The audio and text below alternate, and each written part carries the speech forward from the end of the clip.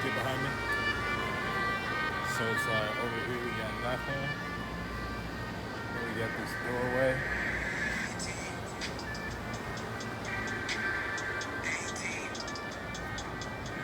And then in here we got my real plan.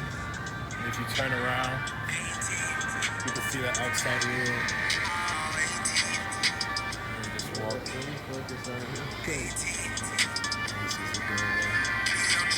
What does it say? Console.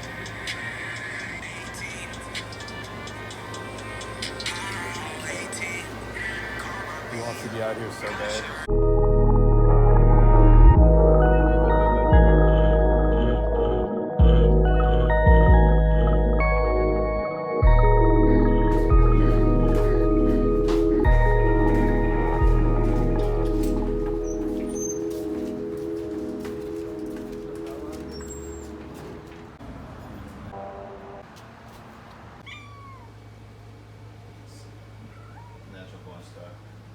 Alright, so we're at the crib. We just did these scans. Now I gotta put them all through Photoshop, get everything out of the background, just so the program can pick up the shirt and nothing else. Gonna play this new Lil Herb and Southside. So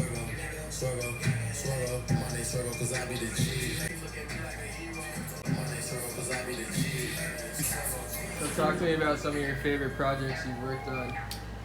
So the Smoke Perk joint was definitely my favorite project because that really told me like I needed to up my shit. I needed to get new graphics integrated into everything. That's what had me like finally animating all these, because animating these and just like making them is two completely different things. Like animating them takes up all my computer space. It takes up like a week at a time. And then at the same time, I'm still trying to make money while doing all this, so that's like a headache. Talk to me about the Smoke Perk. Like, what was it exactly? For the people who didn't see it. So it was a Smoke Perk Geek A Lot video. My homie Yasha, who's an amazing director, he's directed for Kaylani, Uzi. He was on set one day and just hit me up like, yo, I'm doing this Smoke Perk video. You want to come through, do the scan? We can use it for the video and you could just have your own animation. I was like, yeah. At first they weren't trying to use it because they had label reps there with them. Like, we got re-signed to Cactus Jack. And they were like, nah, we can't be doing all this extra shit. Like, we don't even know what this really is. And then I showed him some of my animations. He's like, all right, yeah, we could do this. And I was like, all right, bet. And then I always tell people you have to be completely still when you're doing a scan. And he was low-key moving his head a lot, like he was high, I don't know. And then it was like, his scan came out so fucked up. I was mad, I was like, fuck. I should have been like more of a director telling him not to move, but it's like, you know how rappers get when you tell them to do something. And then I was just like, shit, well, I gotta make this work because I can't flop this like whole opportunity. So I just like stayed up 4 days straight, got that shit right. It came out good. The video came out. It was a good play. Again, like, I've been stylizing them, which makes the files like easier to animate. But it's like, I gave my homie JoJo a fur coat. So it's like, the rendering time for that took so long. I was trying to pop out, but I was just like, nah, I need to get this new workout. So I just stayed in and finished the edit, got the edit out, got some really good reviews on it. Fire. Wait, so you added a fur coat onto it? Yeah, hold on, let me try it. Damn. Wait, so you can add garments. Yeah, hold on. Crazy. I'm gonna just show you on Yeah, my show phone. us some previews of what you've done. It can be on your phone too.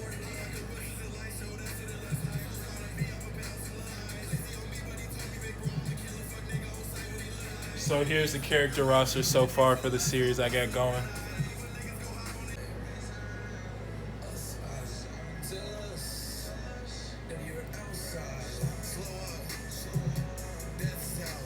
It just gets a Photoshop.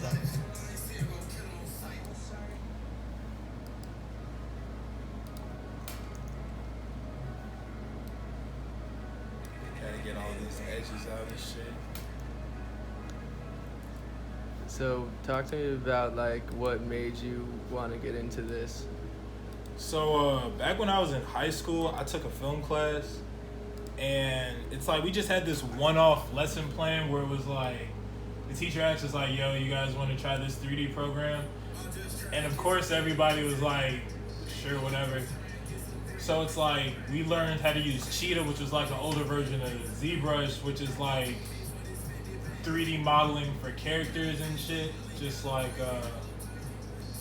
it's digital clay, you feel me? And then I never really did anything with it, but like last year, my homie Cheech, we were shooting a music video and he was trying to have like hella drugs in the video, and I was telling him like, yo, let's like not put all these Zans and whatnot in the video. He's like, no, we need this. And I was like, let's just find a different way to do it. And then I thought, let me add some like 3D lean cups like flying around and shit. And he was like, all right, yeah, that's cool, that's cool. So I did it, and then I really tapped into this 3D side of things. And I was like, nobody's doing this right now. I could do something with it. And then I linked up with Box. I took a couple pictures of him because I watched this YouTube tutorial on how to make 3D people. And then I did the tutorial thinking like, all right, once I make the person, I just gotta add dreads to make it look like Box. But it was the super like, anybody can make the model, like the head came out super weird. Like I was so mad. I was like, I gotta make this look better. This doesn't even look like a person. So then I looked into 3D scanning, which is where I had to take like 100 to 200 pictures of somebody. And then I got to Photoshop everything out of the background. And then I did that and it came out real good. But it's like, I had to learn how to use ZBrush again, because when you 3D scan somebody, it doesn't always come out good. Like it comes out super sloppy, like it'll be bumpy, like you'll see all that. Dude, yeah, I saw the thing you had done with Box like before I'd even met you. I remember I had told like J-Mac, because I've seen Box around and shit, but I don't know him. But I told J-Mac how I really liked that video. Alright, so it's like when I edit these characters, I really keep in mind like the camera work, because the camera work's a huge part of like all this 3D stuff as well. It's not just the characters.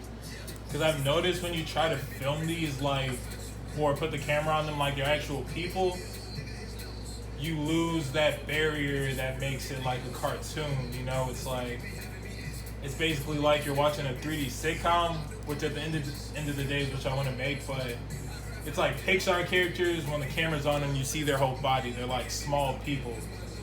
And it's like, that's what makes it like kid friendly. That's just what makes it people friendly.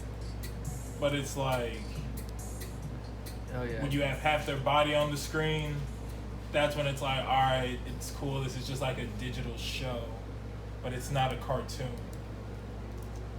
And is that what this style will be? I'm still like playing around with a lot of things for this. Got it. But yeah, I think I'm going for like a Pixar route. Sick. What's your favorite cartoons like growing up? The Grim Adventures of Billy and Mandy, Flapjack, Chowder, The Proud Family. Proud Family was fire. Disney had the best cartoons. Like they had Kim Possible, The Proud Family. I don't know. I really liked every cartoon. Codename Kids Next Door, that was tight.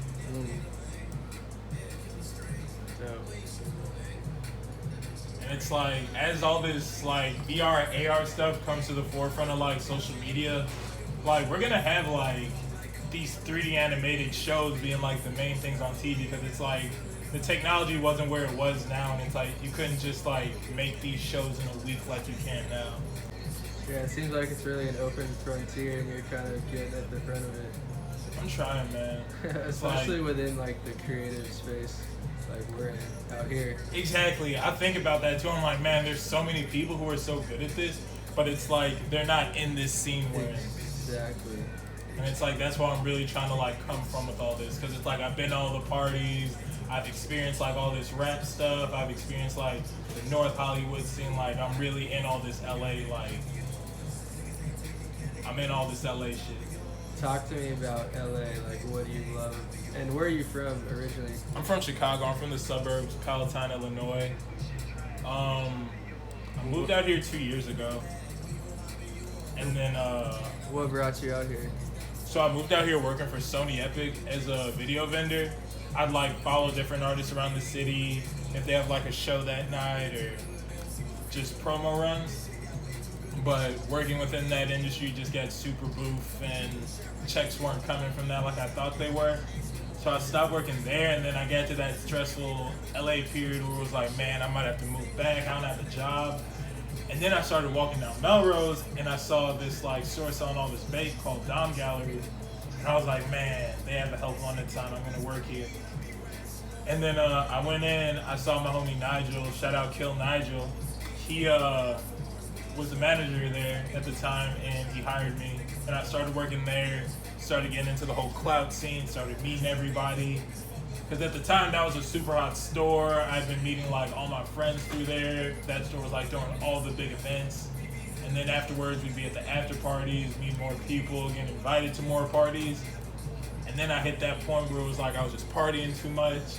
And I was like, all right, I got to get back to it.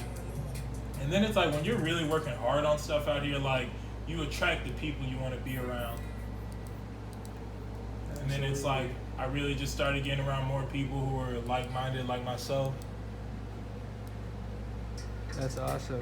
Tell me what you love about LA. What's like... Man, LA is really living in like a movie, living in the internet. Like you never know what's gonna happen, especially on like the Melrose Fairfax scene. I'm really just ready for any wild thing to happen. Like I've seen girl fights, I've seen people doing Xanax off like Maseratis and whatnot just for some clout. It's like I've seen a little bit of everything. But it's like I also write, of course, that's how I got this show coming, but it's like all that is just a script, you know, like days are scripts. What recommendations do you have for like not getting lost in the sauce out here? Man, so I watch a lot of Gary Vee. He's like my favorite motivational speaker. He's like, your truths take you where you want to be.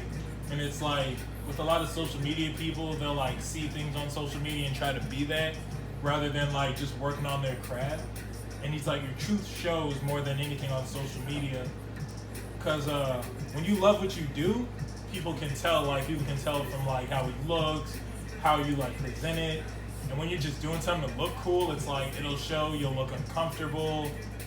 Like, especially like all these people trying to be like influencers and whatnot. It's like you can tell these people aren't comfortable doing what they do. They don't love it. They're just doing it for the clout. What was the question you even asked me that led me to say that? How to not get lost in the sauce. Okay, yeah. Just like being comfortable with yourself and not like allowing other people to dictate how you are. But it's hard in LA because it's like sometimes you just gotta play a specific role when you go out, like especially when you're going to these clubs. More than likely, if you're new out here, there's somebody you're gonna be following who will get you in. And it's like you just gotta be yourself, even if like you're not in the lead in a position. Just like stay true to who you are. Don't try to become the person who's ahead at the moment because that person can fall off real easy. Anybody can fall off out here. What are your suggestions for like meeting people? Because I feel like a lot of times people like question your intentions or feel like you're trying to use them out here. Oh yeah, for clout and all that. Yeah. But I mean, people can read that, you know. It's like I don't believe you can really hang out with people who want to do what you do. You feel me? It's like when too many rappers hang out, it's like those rappers eventually end up beefing with each other because it's like if one rapper has a plat and the same rapper in that group doesn't, that rapper that doesn't is more than likely gonna start hating. And it's like that's with anything, you know. People get jealous, but it's like you really have to either keep to yourself and do what you do, or just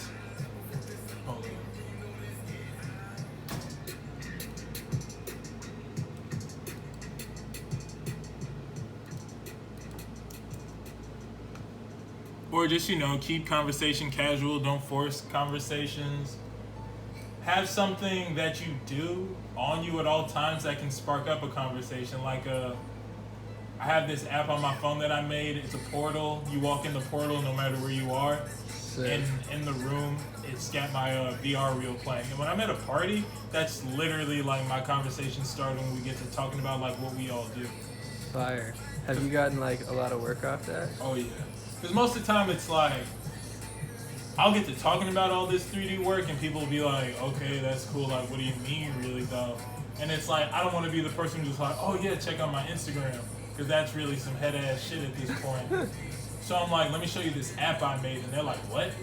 And then I show them that app, and then they have this like whole new perspective on me. Epic. That's cool. What are the best spots to eat at? Oh, sushi stop right up the street. Like in all of LA?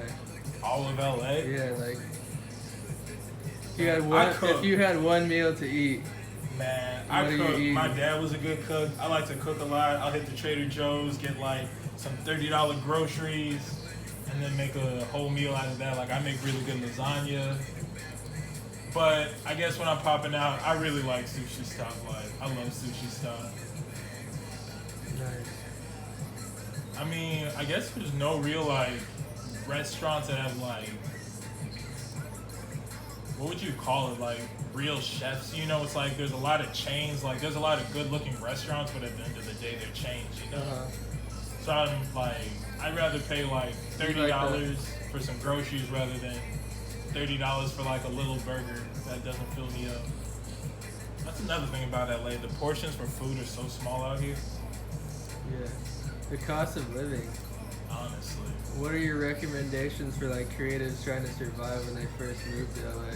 Man, stick to your craft, because more than like, I mean, you know, you're gonna spend a lot when you first get out here, because you're gonna need to meet people. You're gonna have to be on the scene, like be at the spots where the people who do what you do are. You're gonna have to go to the clubs for a little bit. Like networking costs money out here. Like once you get like the base group of people you like hanging out with, it'll be easier because people will be able to split Ubers. Other people in the group will be able to get Ubers. But when you first get out here, you're gonna spend some bread just like meeting people, and you're gonna need the clothes. You're gonna need the what? The clothes. Oh, like you gotta look good, you mean? It's like, I don't even recommend shopping in real stores. Like I thrift out here. Just about everything I own in my closet is thrifted. That's what I like to do. You can get something real rare, like look different. Like I tell all my friends, like my friends from back home who see how I dress now, like I never dressed like how I dress now back home.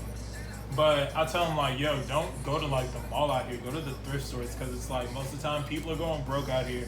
Everybody's going broke trying to do what they do out here. Nobody's really living this glitzy lifestyle like you see. Like, there's a handful of people really doing it out here. Right. So I tell people, like, yo, go to the thrift stores. Like, these people are always selling designer. Like, you're going to go to the Gucci store, spend, like, $600, $500 on Gucci. You might have, like, this one-off Gucci shirt at, what's that thrift store on Melrose? The really big one? Not Crossroads. It's Crossroads. Wasteland. Yeah, you go to Wasteland, find a Gucci shirt for, like, 100. It's not the cheapest, but it's like that's the cheapest a Gucci shirt will go, you know. How would you say you dress now? Like, what's your style like?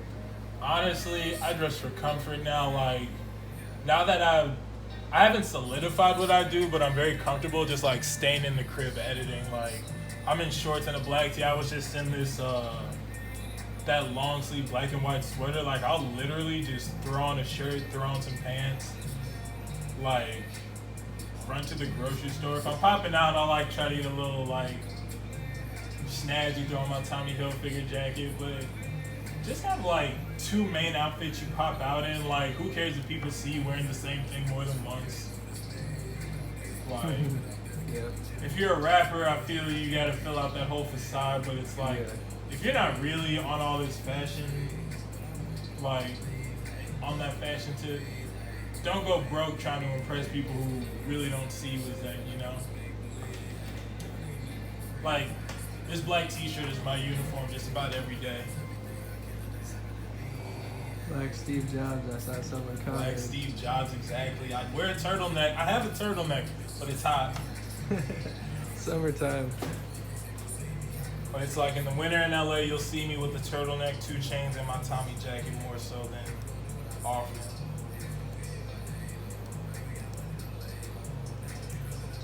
Did you ever like talk to me about like failures or like roadblocks you ran into and shit? Man, Like, you don't have to get into specifics, No, but just like dealing yeah. with them. let me tell you, man. My life, it's like with this, people don't understand this all the way just yet. So when I present like projects to people, they're just like, why do I need this? And I'm just like, I mean, you don't at the moment, but it's like, I need to come with better pitches, but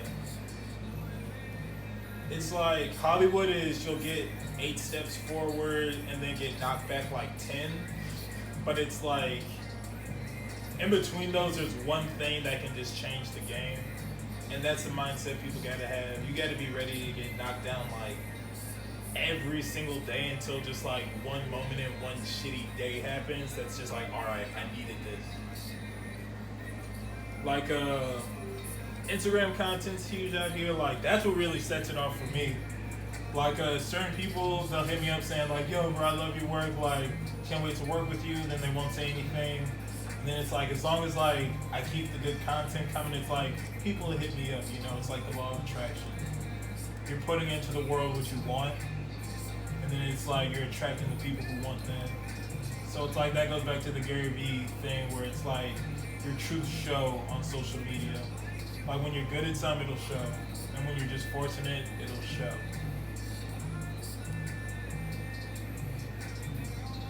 It's great advice. Who are your favorite artists right now? It could be in the creative space. Anyone you want to shout out, or do you not want to?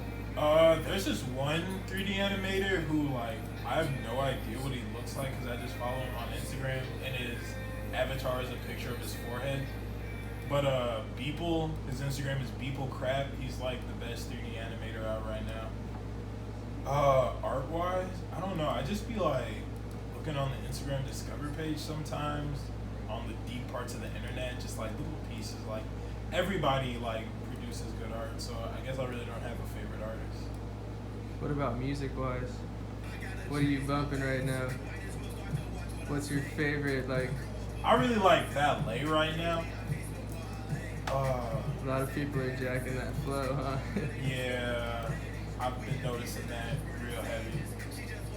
I don't know, that's another thing. I don't really have like a favorite artist. I listen to a lot. I base like what I listen to off like different Apple playlists. What's a dream like collaboration for you?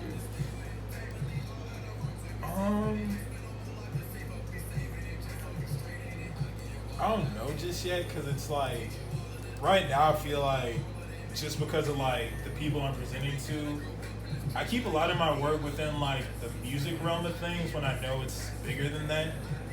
And it's like I'm really trying to branch out into like the real tech side of all this, which is why I started like developing apps. So it's like at the moment, of course it'd be cool to do some like Drake OVO work.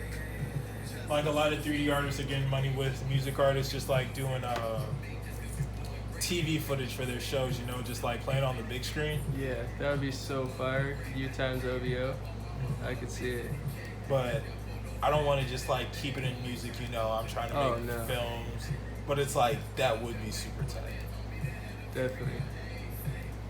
I don't even know if I needed to Photoshop this shit, honestly. I could have just taken this in ZBrush and painted over his shirt, but you know, we're gonna do it for the culture.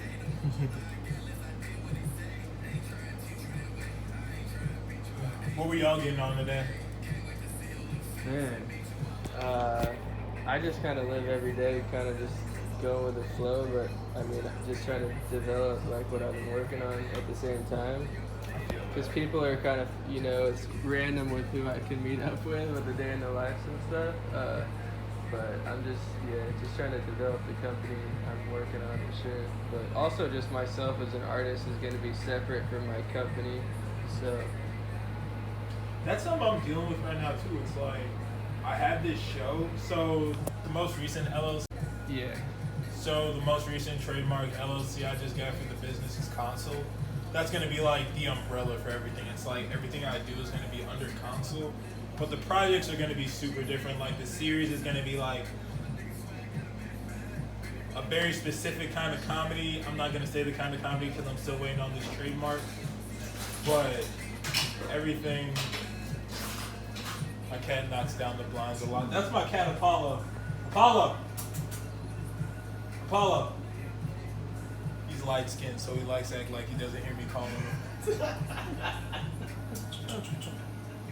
He hears me. He's just trying. Hey. All right. That's all the attention we're gonna get from him. But yeah, my cat's gonna be in my show as soon as I find a way to keep him still. Shit. It's like scanning pets is such a task. Have you scanned pets? I tried to scan him and my homie's dog, but it's like their movements are just so like quick and jittery. It's hard to really get it. So I'm pretty sure I'm just gonna have to model it from scratch, but that's cool. And that's another thing, like doing 3D scans is tight and all, but I've noticed it's really catching on. So it's like that's why I started stylizing my characters, because at some point you're gonna be able to do 3D scans off your phone. Mm-hmm. But it's like when you edit them, that's when you get like the real flavor of an artist. That's when you get like the real vision. So I'm like, all right, I can't just be doing 3D scans all the time. Yeah. So sometimes I'll just do a 3D scan as like a reference, and just like have the scanned head next to like a circle, which I will eventually turn into like that person, but like a stylized version. Just go from there. Yeah, man, you always gotta up the ante with your craft. For real. Would you ever like think about being the person who made that app that everyone could use to do that, or is that just a huge mission? You know, I really want, like, the thing with being a 3D artist, anything is possible. Like, you can make anything. Mm-hmm. Like, there's nothing you can't do when you really get to it. But at the same time, it's like you have all those options. It's about using your time wisely. Exactly, that's the biggest thing. And I really got into apps like heavy for a while, and I like it. I like being able to show people the portal and whatnot, but it's like I don't really love making apps. Mm. But it's like I can do it, and it's like once I find an app that's worth my time that I can really integrate anything, then I'm gonna go in on that. But as far as making that 3D scan app, I know there's a lot of studying I would have to do for it, and right now I know what I'm going for, and that would just like Detour you. exactly. What are your favorite like LA parties? I love house parties. There's a few bars I really go to faithfully, like Tenant to the Trees.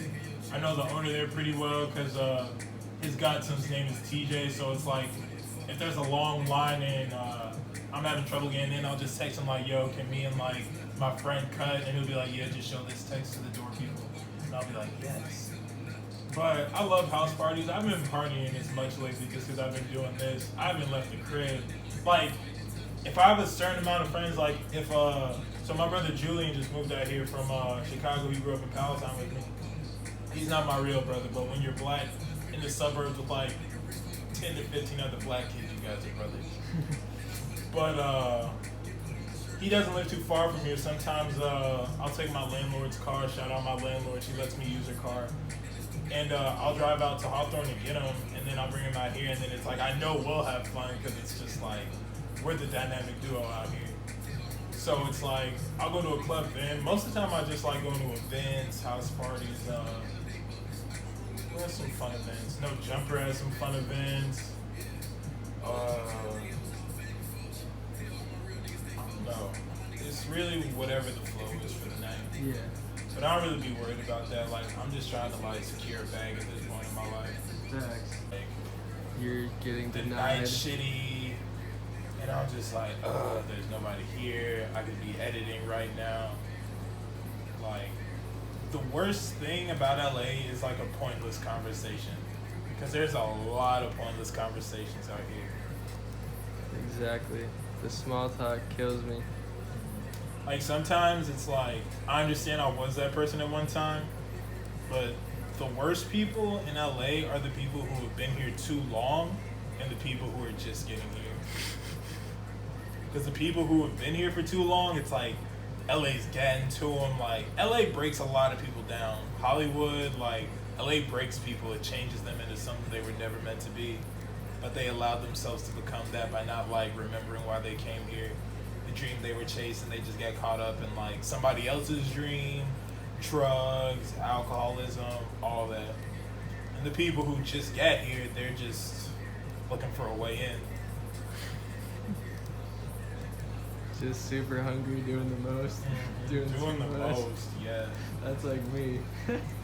You said that's like you.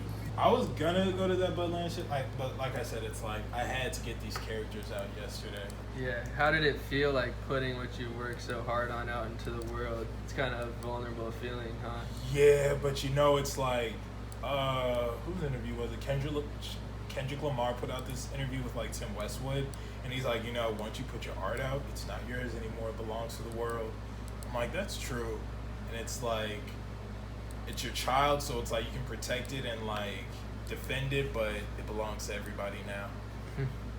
And it's like, there are things that I know that are gonna be changed down the line, but it's like when I post, I also look like, all right, this can't be perfect, because if it's perfect, then this is the end of it.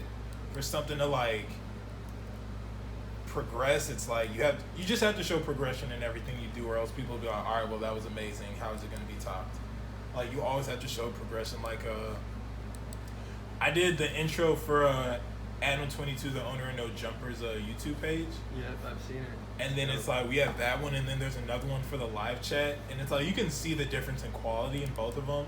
And it's like, I like that. I really like looking back and being like, damn, well, that was awful, but things are better now because I just choose to stay inside and edit. Dude, I love that too. Like, I actually intentionally kind of rolled my workout kind of premature and kind of rough, so people can see that the growth and development. This is a sparse cloud. This is like, it creates like all these digital cameras. Like, these are all the cameras. Like, these are all the angles I took the picture at. And then we'll go here, and then we'll make a dense cloud, which will make everything like way more solid. So sick. You always have the chair to like sit in. God damn, you got it.